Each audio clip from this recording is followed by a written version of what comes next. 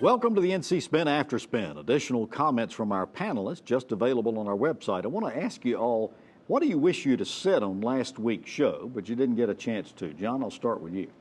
Tom, we talked a fair amount about HB2, of course, and there was some indication, there was some discussions going on, back channel negotiations, concepts about how to get away from the current impasse, and even a discussion about there should be some sort of participation across the board. I think the best way to do this would be to have some kind of commission, some formal structure where the governor would appoint some members of the legislature, local officials, the city of Charlotte, have different people come together and talk, because some of the controversy, it might be irresolvable, but some of it really has to do with some very specific kinds of accommodations that governments and private entities need to come up with regarding transgender people. And I think a conversation like that would be the best of North Carolina. It would be very different than what we have experienced the last few weeks.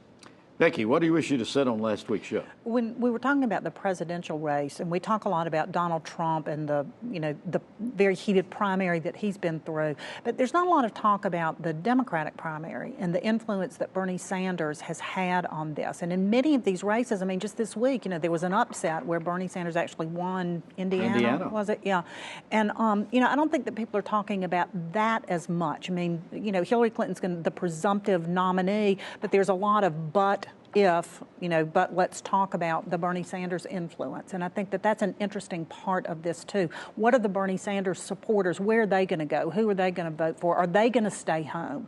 Will that impact then the Clinton-Trump race? So I think that's an interesting part of all of this that doesn't get the attention that I think it warrants. All right. Rufus, what do you wish you had said on last week's show? Well, I agree with Becky's legalese that the General Assembly can take or give away powers of local governments.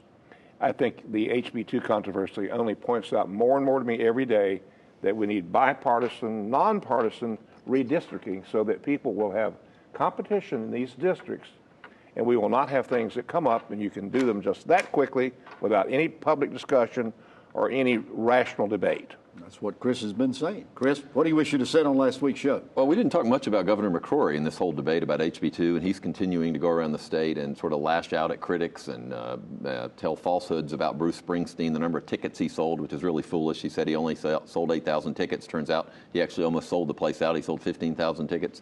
But what I find most interesting is people have forgotten that Governor McCrory had an opportunity before he signed the bill. He had 10 days.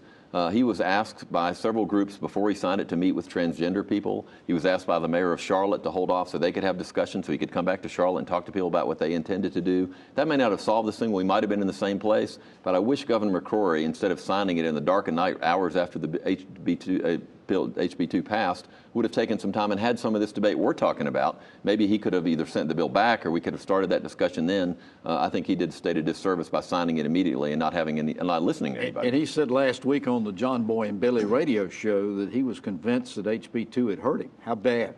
Well, if I don't know whether it's causal or not, but the Civitas poll showed him 10 points down, which is the largest deficit it's been down in any poll. That was taken in the midst of all this HB2 controversy. Clearly, it's not helping him.